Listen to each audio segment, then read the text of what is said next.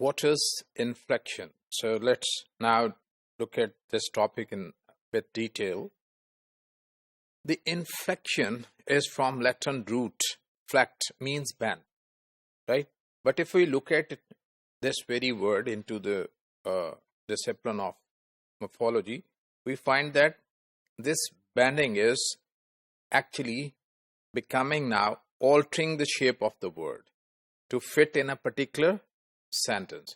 So obviously we have a certain sentence which has certain syntactic roles, components with the syntactic role. So what we do is we take the inflectional affixes and make adjustment, bend them, alter them to fit in that role.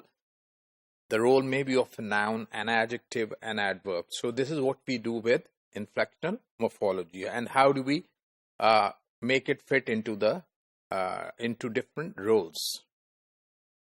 Every sentence has a syntactic role, as I said, right? So syntactic frames. So the words fit into this. The morphological words fit into these frames. Let's look at this. This dash is clever, right? So we have a blank.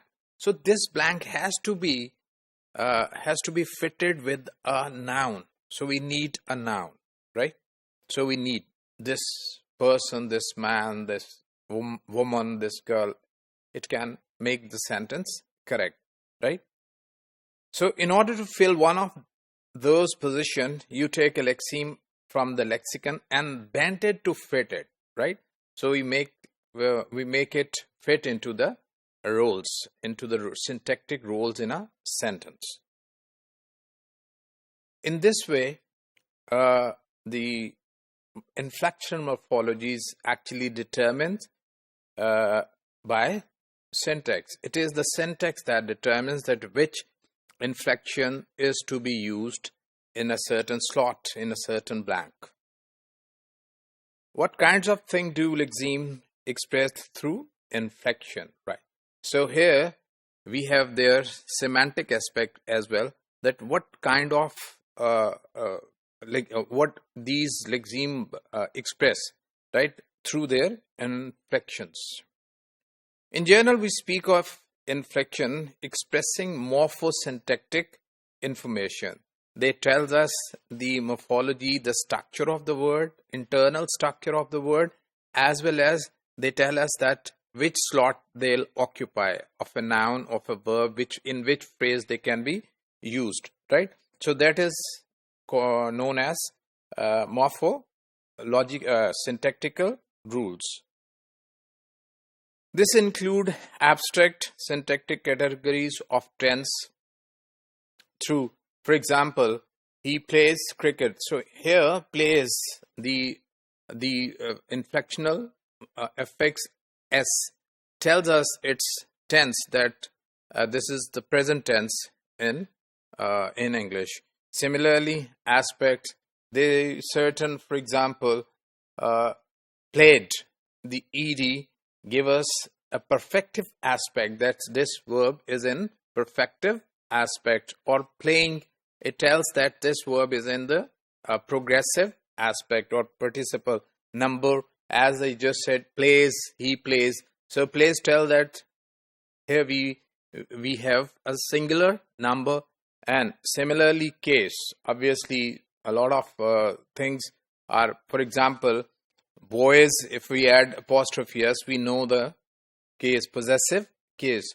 So these these inflections tells us, these affixes tells us different aspect of syntax.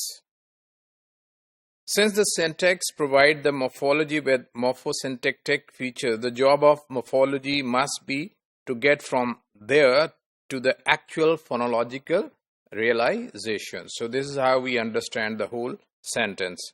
So we can look at this graph. So morphosyntactic representation, morphology help us to understand morphosyntactic representation, and it also tells us the phonological representation. The word also give us information about the sounds as well as its grammatical structure.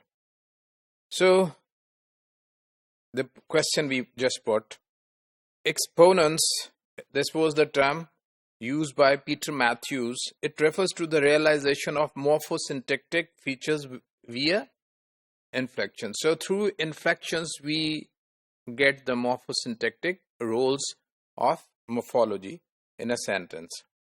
For example, in the word sees, the plural s is the exponent of morphosyntactic feature plural. So with s we know that it's a morphosyntactic feature of the word that is now plural. In sailed, the da tells the same. It gives the same morphosyntactic feature. In both cases, there is a one-to-one relationship between form and meanings. With the help of form, de, we know that it is past in the past meaning, and similarly with z, we know that it is plural. Now it's not one C, there are more than one C. Since one morpheme realizes one morphosyntactic feature and situation that Matthews calls simple exponents. So this is what Matthews call exponents, right? Because it has one feature, one role, and it is fit into one situation. Lastly, inflection for case, number, and gender in many Indo-European languages involve cumulative exponents. Cumulative exponents means that one thing not only tells a single affix, not only tells that it is certain tense, it is certain number, it is certain case. So it gives the whole of the word, right? For example, let's take the word from Latin o, right, and add it amo. So it gives us that it is first person singular, right? It's first person, it is singular, it is present. So all these aspects are given to us. The tense is present, given to us by this single o. So this is an aspect of exponents. Context-free and context-sensitive inflection. So there are certain inflections which are context-free, that can be they are used without any context. The affix remains with the word, with the root, and certain which are only found in a certain grammatical situation or context.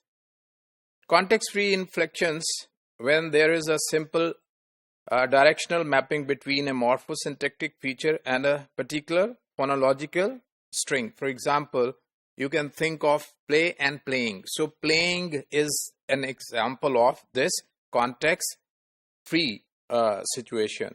So it refers to context-free inflection.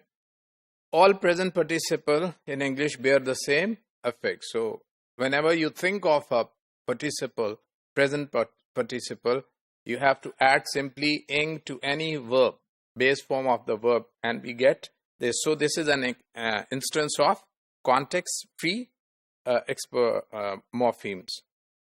In inflection for past tense in English, this is context-sensitive, right? So it's certain. This is the case in which a certain affix is only used when we have a certain context, right? So inflection for past tense in English is context sensitive in the sense that the feature past is realized as many things depending on the lexeme it attaches to the sophistication being the default case. So we add some the. So this is by default become the past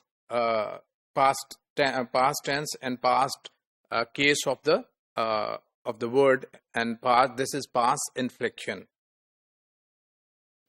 Inherent and assigned inflection. Nouns and pronouns are marked as having a particular gender in the speaker's mental lexicon. So we can think of whenever we use a noun, for example, we use waiter and waitress, right? Author and authoress. So we think of which gender we are referring to. For them, gender is inherent in the word.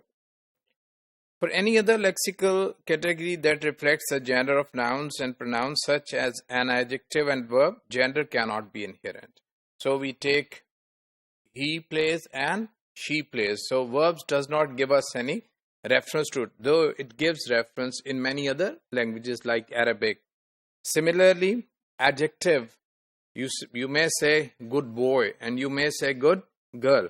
So good will remain the same. It does not help, though in many other languages, the case of the and the shape of the adjective changes according to the verb, right? According to the noun. It must be a sign. So this case is known as a sign. Garment and Concord. So garment, we have another name for garment, which is agreement. So concord or agreement occurs when one element in a sentence takes on the morphosyntactic feature of another element. If the noun, for example, is masculine, the adjective will also be masculine. If it is feminine, the adjective will also be feminine. If it is singular, the adjective will be singular. If it is plural, the adjective will be plural. So this is known as this agreement, concord or agreement. One example of concord is noun adjective agreement. It's very common in Romanist languages like German, etc. and many Semitic languages like Arabic. So garment is more or less what it sounds like. One word dictates the form of another. Case assignment by verb is usually thought of in the same way that a verb assigns a certain case to the noun. For example, verb determines that after it there will be a noun which will be in a certain case, like accusative case or like dative case, etc. When a noun is required to appear in objective case, for example, it cannot be said that it agrees with the verb. It is because verbs don't have case. The same holds for preposition. So verbs and preposition don't have case. Similarly, conjunctions. Inflectional categories. So while most languages have morphological inflection of some sort, the actual inflectional categories can differ quite widely across languages. Some have case, some have all these categories: case, number, gender, and some are not. In this section, which is going to come, we briefly survey both the most common categories and some of the ways language may differ from one language to another language. So it is convenient to make a first broad cut into nominal and verbal categories. Noun, nominal, and verbal categories, though the nominal categories often appear on adjective and verbs through Concord. So this is how things take place. So nominal categories often appear on adjectives. I mean, if the noun is masculine, the adjective has to be masculine. And verb through Concord. If the subject is singular, the verb has to be singular. So these are some of the aspects of inflectional categories, Concord and agreement, etc.